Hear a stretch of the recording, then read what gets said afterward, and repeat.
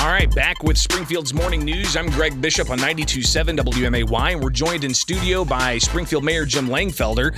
And Mayor, thanks for taking time with us. We've got to get your reaction to a whole host of things that have been going on since the last time we talked. So thanks for taking time with us this morning. Good morning. Thanks for having me on. Absolutely. So let's get right into it. Of course, the city council meeting this week, pretty contentious, especially when it comes to this idea of what's going to happen with the Windham City Center.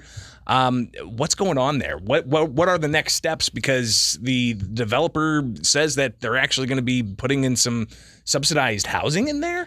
Well, this is a zoning issue, and currently the Windham is zoned for 200 apartments and 200 hotel rooms. It's been operated mostly as a hotel, but the individual that bought the property, Al Rajabi, had plans to turn it, build it out prior to the pandemic. After he buys it 3 months later, COVID hits, and it just almost bankrupted the person. And so, well, not just that one hotel. I mean, right. COVID wiped out the hospitality industry across the country. No doubt. And we've said it. Radio, all the industries are changing the way they do things. Hotel industry is no different. And he's operated other hotels. He's building new ones. He can get financing for about a 125-room hotel. But they view, when he went to the lenders, they view this like a big box store. It's like a big hotel that a lot of risks that he can't get financing for. So he decided to sell it and brought in David Mitchell of Good Homes Company, and he wanted to build it all out, convention space, everything. And I think that was like 600 apartments. And said, well, this is really going to impact our convention business. And so we asked that he retain the convention side of it and then some hotel space. And that came before council. And it was the convention space as well as 80 rooms. And Scott Dahl, Director Dahl with tourism, explained what the ramifications were. But that's why we came up with zoning parameters, kind of make sure that the project would be a success, be market rate housing. But there was concerns with downtown retailers, things of that nature, and I understand it. And that's why I asked the council to consider a 1 week delay, but I think everybody had their mind made up. But now I reached back out to the developer. I asked the owner to wait before he goes a different direction and see if we can work out something if the developer would reconsider increasing the hotel rooms. And then we could bring it back at the next city council meeting if one of the prevailing side aldermen, that means the 5 that dissented against the project, would bring it back and ask for reconsideration. So that could happen August 2nd. That's our next city council meeting. I was going to say, didn't the developer say that he's got a note that's due to the bank sometime in August? August 10th. So it's a tight crunch time. Right, no doubt about it. And I think that's what it came down to is, you'd have to ask the council members why they voted, and that's why. Where do you stand, though? If this comes down to a tie-breaking vote, where do you stand? Yeah, someone said, why didn't you vote? Well, it took 7 votes because the regional planning, it looked like they passed it, but they didn't have the majority of the people vote for it. So it didn't pass. It took a super majority of the council. If, there was the 6 votes, I would have cast that 7th vote to move forward. But, we'll work hard to make it happen. Nobody wants to see it close or move a different direction, I should say, as far as the apartments go. So I think we'll be able to work something out with Al Rajabi and the developer. And the timing is unfortunate because I've said to the developer, I said, listen, if we were having this conversation, we wouldn't even have this conversation if the sports complex is up and running in a year, like it's projected, and you'll need the home hotel space. But this is the model, and actually, this could be a hybrid for other cities to follow. Because I talked to former Alderman Andrew Proctor, and of course, Alderwoman Lakeisha Purchase. It's in her district, but she's been an advocate for the direction we're moving. But I said to the owners after the fact, I said it'd be good if you could figure out a way to tie in the Marriott flag because they have Marriott executive apartments and hotels. So if you can combine that concept, I think that'd be a real win-win, not only for the city of Springfield, but for other communities to follow that hybrid version. But everybody has to keep an open mind. You have to block out the noise and really stay focused on the what's at hand and try to work out a resolution. Talking with Springfield Mayor Jim Langfelder here with Springfield's Morning News. I'm Greg Bishop on 92.7 WMAY, Springfield's News and Talk. Is there an appetite for more housing downtown? We hear that we need it. We hear that it's going to be good for vibrancy downtown. It's going to bring more people downtown. Is there a need for that, though?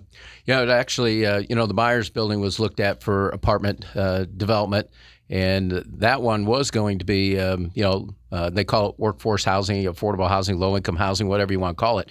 But really what will be successful is the market rate housing. And we had a developer come in and look at it from St. Louis, and he said, I looked, and there's no apartments. That's like zero downtown. You need more apartments downtown. David Mitchell comes a few weeks later, says the same thing, and he's from New York. So they understand the market, especially in a big city. And everybody, talks about Springfield being, hey, why can't we be like other cities? Well, the way we get there is don't talk trash about Springfield. Let's raise up to our higher expectations, and we should back it up with our actions each and every day. It doesn't help when people are degrading Springfield and try to, we have a great community. There's a lot going on, and this is proof of it. When you have someone coming in from New York who wants to invest $40 million, that shows the investment or the importance of Springfield and how they see the capital city where Abraham Lincoln, lived. Everybody understands that. Sometimes the ones that grew up here, don't understand the significance of what we have right in front of our faces. Mayor Jim Langfelder with us here on Springfield's Morning News. Obviously, the financing of that Windham deal, we'll likely hear more about that if the pieces come back in front of the Springfield City Council. Speaking of financing, Mayor, ARPA dollars, the American Rescue Plan Act money, federal tax funds. The city got like $37 million or something like that? Two tranches of 17. I think it was about $17.5 million. Right? It's a lot of money. Mm-hmm. What's being done with this? Because you have a deadline to spend it, by like 2024. So what's being done? Are we just going to nickel and dime it, or are we actually going to have real substantive projects that this money can fund? Well, if we were nickel and diming it, that'd been spent, right? So that's the. Well, that's but you did just get the second tranche not too long ago. Right, so. But it's what we want. We put out a plan to.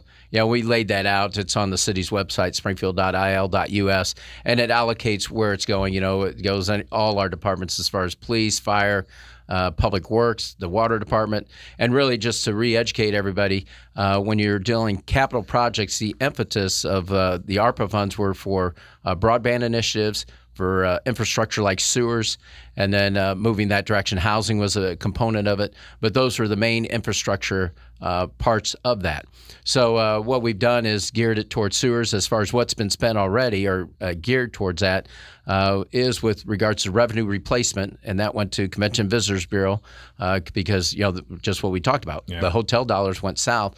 So as a way to replenish their budget, and they could spend it as they wish, so that's where part of it went. The other part, and that was maybe I'm going from memory, $700,000. Then we've had millions of dollars go towards sewer initiatives like sewers around the lake. I think Linden Lane is the first one. We repaved those roads, or actually paved them. They've never been paved in the past, but doing a sewer line around that, getting individuals off the septic system that could have an impact on our water quality.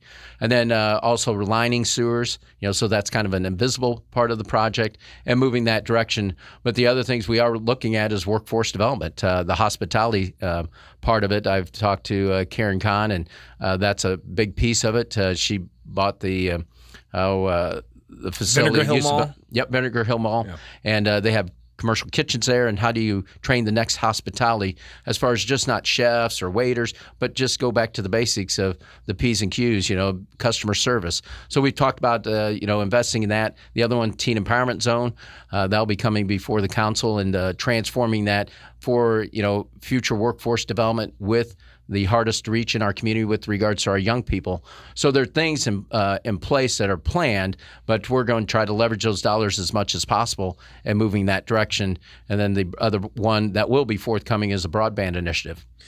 Mayor Jim Langfelder with us on WMAY just for a few more minutes here, and I want to talk politics eventually, but one other issue that I've tried to get a response from your office about, and even CWLP about, and I know that the small business owner, he's a sole individual working himself, Matt Shearer has Surf Springfield. He showed us the electronic surfboards. It was pretty incredible, but he says that he's been told he can't operate these things on the water.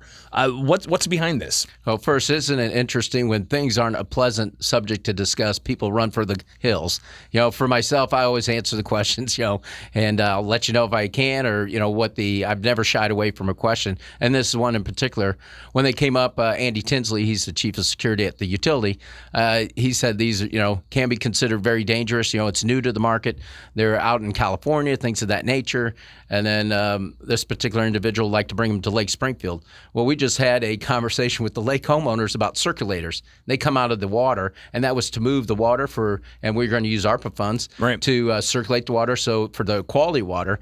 And they were concerned of a stagnant item just coming out of the water, just a few feet, and it'd be in place. So if you can imagine these things, I think they're you did like 6 feet in the air or something. No. It's probably about, I want to say, 3 foot of a fin that dips down, and it's a hydrofoil. Right. So once you get it going, then it lifts up, and you are literally like 2 feet above the water surface if you ride it correctly. But you can easily fall right off too. So right.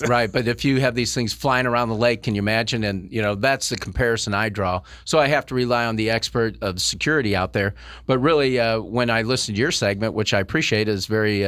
I've never talked to the gentleman as far as that goes. He came up to council and threw the concept out there. But in listening to your segment is very helpful because it showed that what he's trying to do, I think, is train people how to use them, not necessarily use them around the lake. Yeah, he's not giving them for people to go out on their own. Right. It's completely supervised by him. Right. So, I talked to Andy Tinsley as well as Doug Brown, and I said, we have to come up with 2 permitting processes. One is for the business side and what he wants to do, teaching somebody. So he'll have to partner with Marine or have a cove or someplace safe to educate people how to use them. You just can't have them flying around the lake. And then the other part, this will come to fruition where people will want to buy one and use it on the lake. So they are checking with other communities. Have they been used in other lakes our size? And go that direction and see what the parameters need to be put in place to move that way. Springfield Mayor Jim Langfelder finally here. Let's get into politics. I can't believe, but the 2024 election is already starting. Treasurer Misty Buscher has announced that she's going to challenge you in the election. Your reaction to that? Well, it's not a surprise. I've always said, excuse me, everybody around the horseshoe, that's what you should aspire to, everybody likes to consider themselves in that position. So that's not really a surprise. I was treasurer actually at one time, and when she was running for treasurer, I coached her with regards to that. So that's not a total out in left field concept. So, really what it comes forward to is, for the I accept the challenge. I look forward to debate and moving forward in that direction. But I've always focused on doing the people's work, and that's I've always said this. Doesn't matter how much money you raise and all of that. I said if you do the job and do it well, then your work should automatically lead you to re-election. I'm a firm believer in that. Of course, we have logistic things that come up. That's where the politics comes into government, which is unfortunate, and that's where sometimes that can bleed into city council meetings, and that's what I've tried to separate out. That's why I don't lobby aldermen. I give them the information so they can make the informed decision, because nobody wants to. I had an alderman that's a while back, and nobody's sitting there now, so I'm not talking about anybody there. But someone said, "Why do you give us so much information? Why don't you just call for the vote?" And I said, "Well, when you're asked why you voted for this project, I don't want you to say, well, that's because the mayor asked me to. You should say it's because of 1, 2, 3. And that's how I'm a firm believer of that and moving forward and operating city government. But the most important factor in moving the city forward is doing what's best for Springfield. That's always been my tagline. And that's what I really go back to is, does this make sense and is in the best interest of the city of Springfield? And if the answer is yes, then we move forward. Springfield Mayor Jim Langfelder, not the last conversation we're going to have, surely, in the months ahead. Always appreciate you having on, and maybe we can get together for some karaoke, because that video of you singing Born to be Wild is... the Peacekeepers ride. That was fun, but they're a great group. We really appreciate... I went on to say a few words, and they wanted me to sing, so that's always fun. Well, and it's different than karaoke, where you've got the backing track there. You were actually with a band, so that adds a different element. Yeah, my sister sent it to me, and I'm watching in the morning. I said, nothing makes me laugh more than a pudgy guy jumping up and down on the stage.